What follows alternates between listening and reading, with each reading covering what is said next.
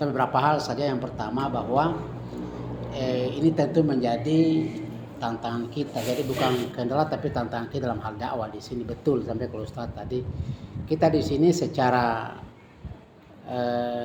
garis besar itu kita basis Muslim lokal, Papua lokal itu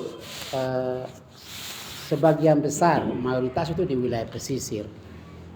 Mulai dari wilayah Babo. Nah, wilayah Babo ini ada di wilayah Babo itu ada di tiga kecamatan, 3 distrik. Di distrik Kaitro sendiri itu tempatnya saya di situ. Kemudian di Babo ini kan istilahnya perkampungan hibrida sebenarnya. Jadi itu juga ada orang Kaitro di situ, ada orang Aroba, ada orang Sumuri di situ, kemudian ada suku-suku lokal yang lain di situ. Kemudian yang berikut adalah di Sumuri. Di Sumuri juga ada Muslim lokal. Kemudian di wilayah pantai utara Teluk Bintun ini adalah di wilayah Sebiar. Nah, di wilayah Sebiar itu mayoritas boleh dikata 90% itu adalah Muslim lokal. Muslim lokal minus 1 kecamatan yaitu Wiriagan. Nah, tapi selebihnya itu adalah mayoritas Muslim lokal. Nah, ini artinya secara lisan saya sampaikan ini tentu ini adalah peta dakwah kita sebenarnya. Peta dakwah kita, dan saya pikir ini sudah dilakukan oleh teman-teman jamaah kita di lokal sini. Sudah berulang kali dilakukan dakwah ini. Hanya memang kalau hanya pergi 3 hari kemudian tinggalkan, ini kan tidak hal yang membekas. Maka perlu berlama-lama perlu bertahun-tahun di situ. Nah, pertanyaannya adalah kira-kira bisa atau tidak. Nah, ini adalah salah satu kendala kita. Tentu pada saat yang sama kita semua punya aktivitas masing-masing. Ada yang pedagang, ada yang petani, ada yang ASN apa sebagainya. Sehingga ya tidak mungkin dia pada saat yang sama dia meninggalkan pekerjaan dia misalnya seperti begitu. Memang pada saat yang sama juga kita mempertuhankan materi, ya mungkin di atas seperti itu, tapi saya berharap bahwa ini adalah tugas dakwah kita, sehingga mungkin memang kita salah satu di antaranya adalah silaturahim ini yang kita bangun secara maksimal. Nah, terutama misalnya di ormas-ormas Islam ini, kemudian misalnya terutama kita di Bintuni Manimeri ini berkaitan dengan misalnya di daerah pesisir apa sebagainya. Tetapi sehingga ini juga menjadi penting bagi kita semua. Nah, kita secara berdasarkan kita punya data dari Kementerian Agama per tahun 2019 atau 2020. Kita total penduduk Teluk Bintun ini kan 80.000 sekian. Dari 80.000 sekian ini adalah kita umat Islam mendekati 40.000 yang tersebar di sini. Di dalamnya itu ada muslim lokal di situ. Yang sebagaimana saya sebutkan tadi. Jadi memang betul sentuhan dakwah ini yang perlu secara maksimal dilakukan. Dulu misalnya para mubalik, para ulama di abad ke-18 misalnya abad ke-19 datang cuma kasih Islam orang saja kemudian pergi kasih tinggal. Sehingga faktanya ada yang berbalik ke agama baru dengan doktrin ajaran roti itu. Nah, sehingga misalnya kita di daerah mungkin guru-guru yang non juga tidak hadirkan, mereka juga berperanan memurtadkan teman-teman kita. Iya, terus. Nah, waktu itu kalau kita lihat tuh sehingga karena istilahnya datang cuma suruh orang masuk Islam dengan mengucapkan kalimat syahadah. Kemudian pergi, tinggalkan sehingga tidak membekas. Datang agama baru, mayoritas dalam daerah Wamesa itu kan sebagian itu kan Muslim di situ. Terus bapaknya mantan sekda ini, Pak Wen kan bapaknya dia punya orang tua juga Muslim. Kemudian di Aroba juga ada. Nah, datang agama baru, semua berbalik. Untuk daerah warga Rusia itu karena ada sebagai orang tua yang bertahan sehingga alhamdulillah terus kita orangnya generasi kita orangnya. Nah, saya ini masuk dalam generasi yang keempat kalau kita bicara sejarah Islam. Nah, tadi misalnya di Manokwari tadi di tahun 1904 sekian ada yang kuburan itu 43. Di apa 43 malah di sini sudah lebih duluan Islam masuk di sini waktu itu. Sehingga tapi itu adalah sejarah, intinya adalah sekarang ini bagaimana kita membangun kebersamaan apa sebagainya. Kira-kira tugas si A ini apa dilakukan, tugas si B ini apa dilakukan. Sehingga paling tidak seperti tadi Ustaz sampaikan tadi, paling tidak muslim lokal ini paling tidak kita istilahnya bisa melihat mereka untuk bagaimana kepentingan jangka panjang. Nah, saya dalam pikiran saya ini ya kata bisa beberapa tahun ke depan bisa jadi nanti Imam Al-Munawwar itu adalah orang Papua misalnya. Khotib tetapnya itu adalah orang Papua misalnya. Kemudian misalnya Kuba. Nah, ini bisa kita lakukan. Yang penting seperti tadi Ustaz sampaikan. Kemudian misalnya di kampung-kampung, dai-dai apa sebagainya. Tentu ini butuh sinergitas kebersamaan kita semua. Untuk bagaimana kita membangun Papua ini terutama dari sisi agama tadi. Nah seperti itu. Mungkin ini yang beberapa hal segala apa saya sampaikan.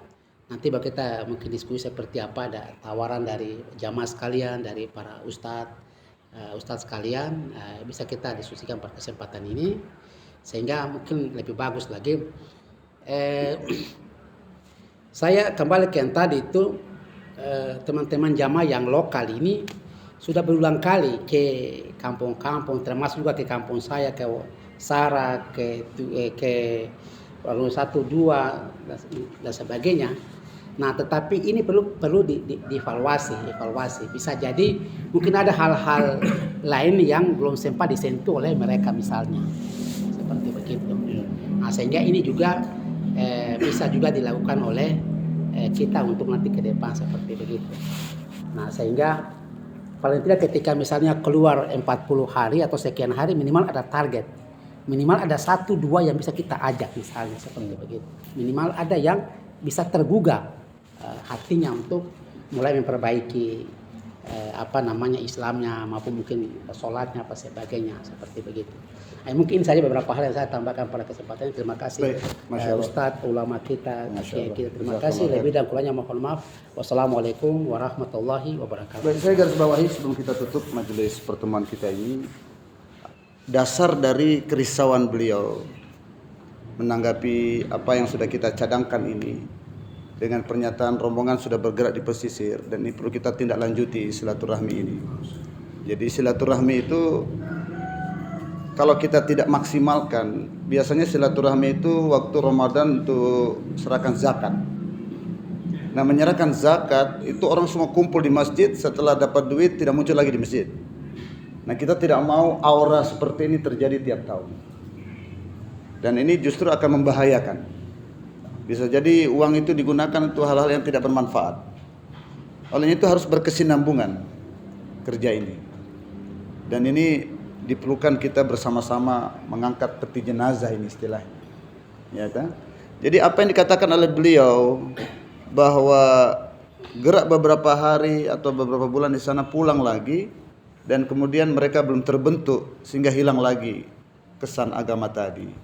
Maka kita punya 2 jawaban dan 2 solusi di sini. Bahwa rombongan yang datang ke sana itu bukan ustaz. Dan mereka bukan hanya ngurus dakwah. Nah, seperti yang kita lihat ada ustaz yang dikirim di suatu tempat, selamanya di sana, dia dapat amplop, itu kan beda. Beda. Ini mereka pedagang, petani, pegawai, punya perusahaan. Ya kan?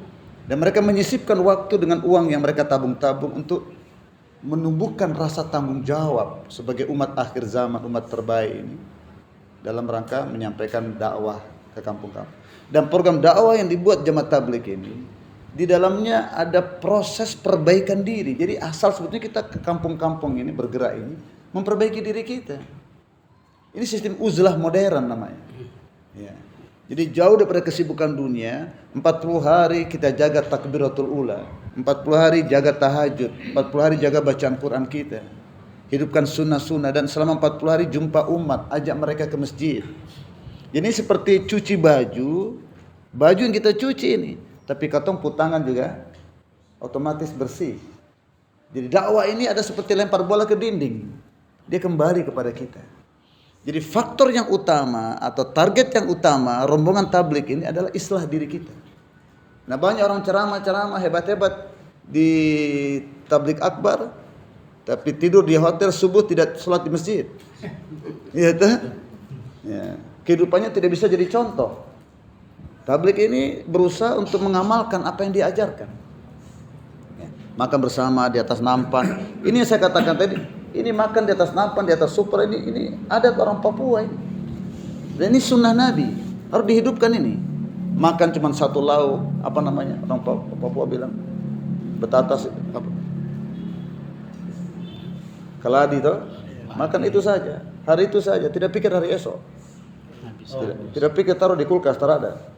Hari itu kita habiskan hari itu, besok nanti rezeki datang lagi. Ya, mujahadah jalan kaki.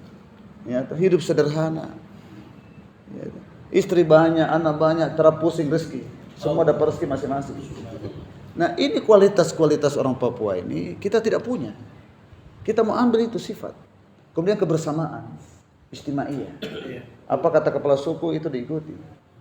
Cuman kelemahannya kadang kalau salah juga diikuti. Jangan, yang salah jangan diikuti. Suruh bakar-bakar tidak. Nah, jadi kelebihan-kelebihan orang Papua ini yang mau kita ambil. Jadi take and give. Kita kasih apa yang kita punya dari kebaikan dan kita ambil kebaikan orang Papua asli. Alangkah nikmatnya itu. Berbagi kebaikan. Ya, nah, oleh itu apa yang dirasakan oleh Bapak ini tetap program ini tidak bisa diprotes. Karena yang berangkat ke kampung-kampung, ke gunung-gunung ini, dia punya istri anak juga, dia punya pekerjaan yang lain. Dan yang kedua, dia punya masjid juga untuk dia bina.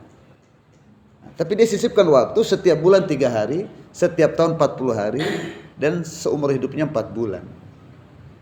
Dan ini latihan. Di luar itu kalau dia sudah profesional, lebih dari itu dia akan bisa berangkat lagi. Yang sudah makin mantap, senior. Macam saya ini sudah 6 bulan keliling ini. Ya, pulang dari umrah, tidak pulang ke rumah dulu, cium istri, tapi gerak dulu safari Papua. Ya. Jadi solusinya adalah kita datang di satu tempat, kita minta orang tempatan ikut sama kami 3 hari. Supaya dia belajar sistem dakwah ini. Supaya tatkala kami pulang, mereka sedikit banyak sudah mengetahui sistem dakwah ini. Mereka mulai gerak door to door itu. Ajak orang ke masjid. Nah, nanti bulan depan kita datang lagi. Atau rombongan yang lain, orang-orang yang lain. Nah, orang yang lain ini kita tawarkan kepada semua umat. Tapi sebagian besar di masjid kalau ada iklan, tuan-tuan yang mulia, kebahagiaan hanya dalam agama. Agama datang dengan kerja keras. Untuk itu setelah sholat ba'diyah kita minta duduk ambil bagian. Cuma 2-3 orang yang duduk dengar.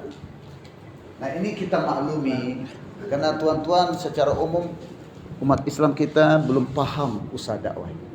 Nah, tapi kalau di kota ini menyambut takaza ini atau tuntutan ini, bergerak sama-sama ke pesisir, ganti-gantian, sudah berapa banyak kekurangan ini akan teratasi. 1. 2, orang tempatan kita ajak keluar tidak mau. Supaya dia melanjutkan kerja di sana. Orang kota tatkala kita pulang kita ajak, kau pergi sudah gantian. Saya sekarang urus dulu sapu dunia. Kau yang pergi, tidak mau. Ini kendala. Tapi kendala ini bukan halangan yang menyebabkan kita putus asa. Terus bekerja dengan berdoa. Terakhir. Dari sinilah dakwah ini harus kerjasama dengan ulama. Tidak cukup dakwah. Nah, maka kita harus kerjasama dengan ustadz-ustadz yang punya pesantren.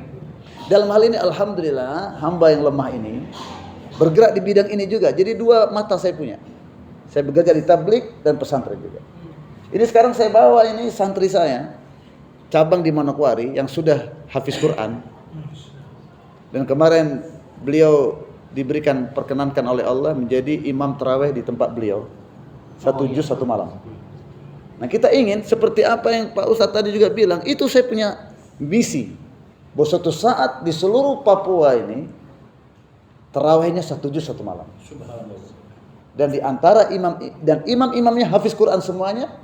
Dan alangkah bahagianya kita kalau yang imam itu rambutnya yang keriting. Seperti tadi. Jadi nyambung ini. Ini nyambung ini. Tapi bukan kita tampilkan itu, dia punya keturunan. Karena keturunan imamnya dulu bapaknya, sekarang anaknya kita kasih muja. Sehingga dia punya bacaan amburadul. Tidak begitu kita inginkan. Rambut lurus yang sudah kompeten dia punya bacaan. Nah untuk itu bapak-bapak tahu bahwa sudah tidak sedikit anak-anak Papua dikirim ke Jawa. Tidak sedikit, berapa biaya keluar? Labobar demi labobar dan sebagainya. Tapi evaluasinya apa? Yang berhasil dia jatuh cinta sama cewek yang rambutnya lurus. Kita prof di Jawa. Yang tak berhasil kabulan-kabulan dia pulang. Gayu tak bersambut. Ya, mari saya tutup sedikit lagi. Sambil. Oleh ini solusinya apa? Kami punya master planning. Sama Pak Haji Ape, mertua saya. Ya, beliau pasok dana, saya pasok tenaga kerja. Kita harus sudah mulai mendata kerjasama dengan MUI, Depak, mana kampung-kampung Muslim, mana kampung Muslim yang tidak ada musola atau masjid, mana yang ada musola tidak ada imam, mana musola yang tidak ada TPA. Kita kirim dai-dai ke sana, ustadz-ustadz di sana 1 tahun. Tidak mampu 1 tahun 6 bulan. Dia paling kita kirim yang lain. Dan dia punya kesejahteraan, kita yang tanggung. Nah, silakan. Siapa yang mau bermanifestasi apa namanya? Investasi akhirat. Buat rekening akhirat. Iya kan? Ini kita bekerja sama. Nah, insya Allah bantu doa. Ini maghrib kita akan bahas ini juga, tidak jauh berbeda. Dan kita minta Ustaz juga sekali lagi menyampaikan apa yang tadi disampaikan tadi. Sehingga pada Isya bapak-bapak kita minta datang di sini makan bersama. Nah, ya. Dan kita tutup dengan doa juga. Kita makan bersama. Kemudian besok kami berangkat ke Babo. Kalau bisa ada tuan-tuan yang ikut sama kami ke Babo. Kita buat pertemuan seperti ini. Dan inilah batu loncatan kita untuk bagaimana ke depannya lebih baik lagi dalam perjuangan kita. Jadi akhirnya suatu saat di kampung-kampung ini kita akan buat pondok-pondok pesantren. Ya. Jadi tidak ada lagi orang Papua secara umum anak-anaknya yang tidak bisa baca Quran. Bahkan terdengar suara sekarang di Papua itu tiap rumah ada hafiz Quran. Sekarang di Papua itu masjidnya satu saf kalau Ramadan hafiz Quran semuanya. Jadi kalau bukan hafiz Quran jangan coba-coba duduk di saf terdepan. Ya. Dan kita yakin hanya dengan Quran hidup kita berkah. Berkah. Ya demikian saja Bapak-bapak yang mulia. Kita persiapan salat maghrib, disempurnakan apa yang perlu disempurnakan. Subhanallah bihamdihi, subhanallah bihamdika, asyhadu an la ilaha illa anta, astaghfiruka wa atubu ilaik. Masih 20. Boleh Bapak-bapak yang lain-lain boleh memberikan respon ya kenikmatan yang dirasakan ini dengan pertemuan ini, apa yang program tadi kita sampaikan. Kita minta generasi muda bisa sedikit meresponi sedikit singkat apa wacana yang kita sedang angkat ini, responnya bagaimana? Ya sudah. Saya juga sudah 12 tahun di Babo. Jadi waktu itu kami dengan teman-teman dari Uncen ya pergi di Warga Nusa dan di Sara. Di Sara itu kondisi sekarang, kondisi terkini bahwa masjid yang pertama itu sudah hancur. Ya, Pak. Ini Pak Mui. Ya. Masjid pertama itu sudah hancur. Saya lihat kemarin waktu MTQ itu. Ya, saya langsung lihat. Terus yang masjid yang kedua itu ya masih dipakai-pakai tapi tidak layak begitu. Ya, secara untuk kebersihan dan lain sebagainya. Terus masjid yang ketiga sekarang itu tiannya sudah ada, tetapi bahan-bahan itu sudah ada dan semen apa semua itu ada, tetapi tidak dibangun, tidak dilanjutkan. Saya bilang siapa punya pekerjaan seperti ini? Berarti kita semua punya pekerjaan, ya punya pemikiran untuk itu. Jadi saya keluhkan bahwa ada keprihatinan di Sara itu. Dan pada saat itu juga kami datang yang pertama itu ya ada masjid tetapi tidak ada orangnya, kan begitu. Tidak ada orangnya, bahkan buah rambutan itu Sara sekali. Bahkan kami ambil waktu itu dengan Pak Amis 1-2 karung. Berarti tanda pada waktu itu tidak ada orang di situ. Ya. Rambutan ada di masjid itu. Ya ada betul, rambutannya bagus, manis. Ya. Jamaahnya tidak ada. Tapi sekarang saya lihat kondisi terkini rumah itu sudah penuh semua dan sudah ada kantor distrik tersendiri. Ya itu. Jadi penduduknya sudah banyak juga di situ. Apakah mungkin penduduk Muslim yang banyak atau Kristen pula? Kami juga tidak data. Tapi yang jelas kehidupan untuk keagamaan di situ, ya artinya belum berkembang dengan baik. Maka oleh sebab itu kita perlu pemikiran-pemikiran. Ya memang pada saat itu di Babo juga itu kita berusaha untuk berdakwah ya sesuai dengan kemampuan kami. Ya jadi kami tidak meninggalkan begitu saja, tapi meninggalkan ya bahwa wasiat-wasiat atau ajaran-ajaran yang betul ya untuk ya dilanjutkan. Tapi saya juga sering-sering ke Babo. Kondisi yang zaman dulu sampai kondisi sekarang itu sama saja. Nah, jadi karena apa? Karena mungkin ya mubalik juga di sana banyak. Ya mubalik juga banyak, mubalik lokal di sana banyak. Seperti Pak Sunari dengan teman-temannya Pak semua bahkan mereka keluar. Tapi kondisi menciptakan kondisi setempat itu yang amal ma'ruf nahi mungkarnya itu ya belum kita bisa. Amal ma'ruf nahi mungkar tetap jalan, tetapi kondisi masyarakat ya tetap seperti itu. Ya itu dilema yang ada sekarang. Mungkin itu Pak Kiai. Jumat saja baru dibuka tahun 90-91. Jadi saya pernah waktu mau sholat di sini terkunci itu. Jadi tidak ada orang datang kecuali hari Jumat. Kayak begitu tahun 90-an masih begitu. Tapi sekarang makmur. Kan kita tergantung dari sisi mana kita menilai kan. Terus kembali ke orang zaman dulu itu kalau baca Quran itu gelepotan. Tapi luar biasa. Kalau dia berdoa luar biasa. Diijabah. Kalau zaman sekarang bacaannya luar biasa tapi ya ringan-ringan saja kan kayak begitu, enggak kayak orang dulu. Orang-orang tua dulu itu biar Bismillahirrahmanirrahim dan lain sebagainya, bacaannya begitu. Tapi doanya diijabah, luar biasa. Sekarang anak-anak sekarang luar biasa bacaannya. Tapi nilainya masih jauh dari orang-orang tua pilihan zaman dulu. Kayak begitu. Terus ada beberapa ya. Orang dulu buka pangkas rambut, cukur rambut di pinggir jalan apa. Dia selalu baca sholawat. Selesai mungkin baca Quran dan lain sebagainya, buka usaha.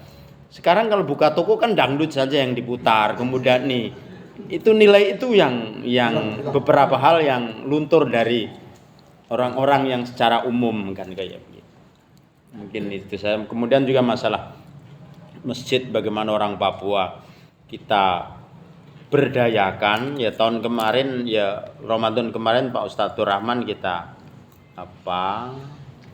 pakai atau dalam arti kita untuk bisa membuat satu warna di sini. Jadi untuk penceramahnya kita tidak datangkan dari luar, beliau yang ngisi 1 bulan di sini. Ya kalau memang ada nanti kedepannya perkembangan bagus, ada saudara kita dari Papua dengan memang sudah cukup dan cakap untuk bisa jadi imam, kenapa tidak biar Ustadz Suheri nanti ketua takmirnya atau penasihatnya imamnya dari kita. Wah kita jadi secara umum pernah saya diskusi dengan ini, memang bagaimanapun Nawaroh ya masjid yang termasuk tidak pertama tapi yang tetap eksis bergerak dalam arti ya mengawali kegiatan ini di Bintuni kota ini khususnya. Jadi saya pikir kita harus mampu mengakomodir masyarakat asli Papua dan itu sudah kita buktikan. Dan kedepannya saya tidak menutup diri untuk masyarakat Papua yang memang punya kualitas untuk kita tempatkan di sini sebagai warna. Mereka lah ujung tombak mereka kita. Demikian saya. Assalamualaikum warahmatullahi wabarakatuh. Waalaikumsalam warahmatullahi wabarakatuh. Sekarang ini Ustaz kesimpulan terakhir kita ini. Semua ngomong sama ngomong nggak enak juga ngomong. Silakan Ustaz. Apa namanya, mohon maaf ini 1 menit 2 menit saja. Ya. Ya, karena saya juga di sini sudah 23 tahun. Lama juga, bukan waktu sebentar di Papua ini. Sama ini beliau ini, seandainya nggak ada ini mungkin saya udah pulang jauh lama ya. Saya bini remaja ini sudah 10 tahun. Jadi sekarang ini ibarat tim kesebelasan sepak bola. Memang kita beda posisi. Ya, ada yang kiper, ada yang back, ada yang striker. Nah, sekarang kalau kondisi terdesak, turun semua itu kan. Ini kan terdesak kan ini. Betul. Ya, kita kesebelasan terdesak. Musuh terlalu kuat ya, kita turun semua. Artinya begini, saya sekarang mengajar, mengimami ya. Kalau terdesak, takmir turun tangan begitu. Maksudnya begitu ya. Jadi apa juga masyarakat teman-teman di Pukutama itu turun tangan bantu kami. Itu dalam arti bukan uang. Ya, bantu support kah, bantu juga bantuan apa-apa banyak di sini. Sudah datang aja sudah alasannya macam-macam. Jadi kan tantangan bagi saya. Hanya berapa orang suruh ngaji, berapa orang? 4 orang ya. Yang ngasih di Papua, yang sudah mulai mengaji. Yang lainnya masih alasan macam-macam lah. Itu. Mohon doakan saja. Doakan saja. Mudah-mudahan mereka semua semangat ada ya, bantu ya. Baik, kita tutup dengan doa, Ustadz doa. Tapi sebelumnya saya tambahkan, ini pondok yang kita kelola di Nabire, di Merauke, di Manokwari, di Sorong. Sekarang kita akan bangun di Babo, kedepannya Bintuni. Ini kita harap bapak-bapak menyaring. Ada orang Papua asli yang kelihatan dia punya bakat, sifat untuk bibit yang unggul. Ini mulai dari sekarang dicari, dikirim. Ini semuanya gratis. Ya. Biayanya dari mana? Dari kita. Kita yang ada kelebihan harta kita kirim ke pondok untuk ya. Ini Pak Hamis sudah mulai insyaallah dalam beberapa minggu ke depan ini bawa 3 orang dari sini untuk ke Nabire. Nah, seperti itu kita harap bapak-bapak di kampung masing-masing melihat mereka hafiz Quran. Kita ingin 30 juz, bukan sekedar diperlombakan, tidak, tapi yang lebih mereka meresapi itu bangun tengah malam, tahajud 1 juz, store kepada Allah bukan kepada panitia juri. Amin. Dan dia kita harapkan setiap masjid di Bintuni imam tarawihnya 1 juz 1 malam, sehingga khatam Quran dalam tarawih. Doakan penutup majelis. Bismillahirrahmanirrahim. Alhamdulillahirabbil alamin. Hamdan yuafi ni'mahu wa yukafi mazidah. Ya Rabbana lakal hamdu kama yanbaghi li jalali wajhikal karim wa li 'azimi sultani. Allahumma shalli ala sayyidina Muhammadin nabil ummi wa ala alihi wa barik wa sallam. ظلمنا أنفسنا وإن لم تغفر لنا وترحمنا لنكونن من الخاسرين ربنا لا تزغ قلوبنا بعد إذ هديتنا وهب لنا من لدنك رحمة إنك أنت الوهاب يا أرحم الراحمين يا أرحم الراحمين يا أرحم الراحمين لا إله إلا الله الحليم الكريم سبحان الله رب العرش العظيم نسألك موجبات رحمتك وعزائم مغفرتك والغنيمة من كل بر والسلامة من كل إثم لا تدع لنا ذنبا إلا غفرته ولا هما إلا فرجته ولا دينا إلا قضيته ولا مجاهدا إلا نصرته ولا مسافرا إلا بلغته وسلمته ولا حاجة من حوائجنا خاصة حوائج أهل Papua ya Allah. Hajat kami ya Allah, Kau bangkitkanlah agama dari Papua ini ya Allah. Ya Allah, Kau gunakanlah kami di majelis ini yang hadir dalam jur Papua asli ini. Dan gunakan semua umat Islam di Papua ini. Bangkit buat usaha menghidupkan agama. Seperti yang dibuat oleh para nabi-nabi dan rasul. Yang diteruskan oleh para sahabat. Dan dibawa Sultan Ternate, Sultan Tidore di Papua ini. Mereka datang ke Papua ini menghidupkan agama, menyebarkan agama. Mereka sebatas sampai di pesisir-pesisir. Dan mereka menyerahkan tanggung jawab ini kepada negara Indonesia ini, yang diserahkan Papua ini kepada mereka untuk melanjutkan dakwah ini sampai ke pegunungan-pegunungan.